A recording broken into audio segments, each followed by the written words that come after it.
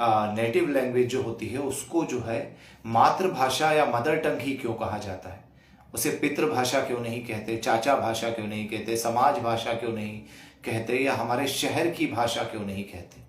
तो इसके पीछे दोस्तों जो कारण है, उस कारण से एक सवाल और जुड़ा हुआ है जो मैं आपसे पूछना चाहूँगा। यदि मैं आपसे पूछूंगा कि आपका जो जन्म जो है वो कहाँ पर हुआ है या आपकी एज क्या है, तो आप एक ही जवाब देंगे, आपकी एज क्या है क्या? जैसे आप बोलेंगे 20 साल, 25 साल, 30 साल या इसी तरह का कुछ।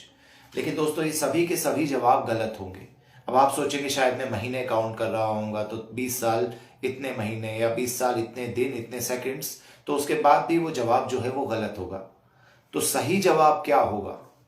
सही जवाब होगा आपकी जो एज आप बताएंगे। जैसे मान लीजिए आप हो गए 10 साल 8 महीने 6 दिन के, तो उसमें प्लस 9 महीने आप जोड़ोगे। जी हाँ दोस्तों, आप जब अपनी माँ के पेट में होते हो वो 9 महीने भी आपके जीवन में जुड़ते हैं।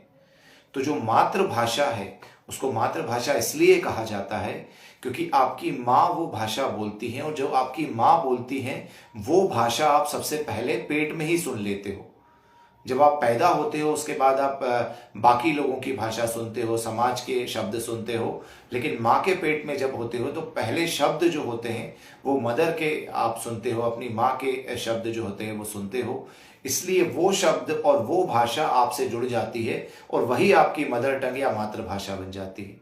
और उसी भाषा में आप सपने देखते हो, उसी भाषा में आप सोचते हो, उसी भाषा में आप कुछ नया सृजन करते हो, और उसी भाषा में नवीन विचार आपको आते हैं।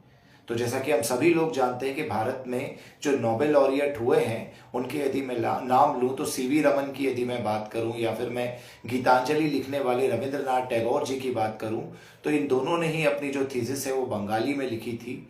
और इसी तरह से हम बड़े बड़े साइंटिस्टों की भी यदि भारत के बात करें तो वो लोग अपनी मातृभाषा में शिक्षा प्राप्त किए हुए थे और बाद में बहुत आगे तक वो लोग गए।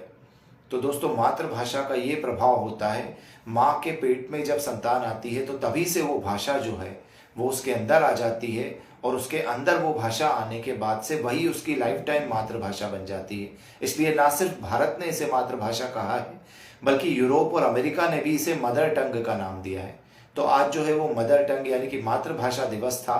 तो इस मातृभाषा दिवस पर यही मुझे एक छोटी सी चर्चा करनी थी कि आप लोग कभी भी विदेशी लैंग्वेज को भले ही सीख लें, विदेशी भाषाओं को भले ही सीख लें, लेकिन अपनी लोकल लैंग्वेज जो होती है, आपकी मातृभाषा जो होती है, उसे कभी ना छोड़ें, क्योंकि मातृभाषा में ही नवीन विचार उत्पन्न होते हैं, और नवीन विचार उत्पन्न होने के बाद उसी भाषा में आप लोग कुछ नया, कुछ अलग, कुछ क्रिएटिव कर सकते हैं। तो दोस्तों यही जो है वो चर्चा आज मुझे आप लोगों से करनी थी, क्योंकि आज मातृभाषा दिवस है। तो आप सभी लोगों को मातृभाषा दिवस की हार्दिक बधाई। आशा है कि हम सभी लोग अपनी मातृभाषा में ही अधिकतर अब आगे काम करेंगे, अपने सिग्नेचर जो है, हस्ताक्षर जो हैं वो भी मातृभाषा में करने का प्रयास करेंगे, और अपनी मातृभाषा को अधिक से अधिक दुनिया में फैलाने का प्रयास करेंगे। धन्यवाद।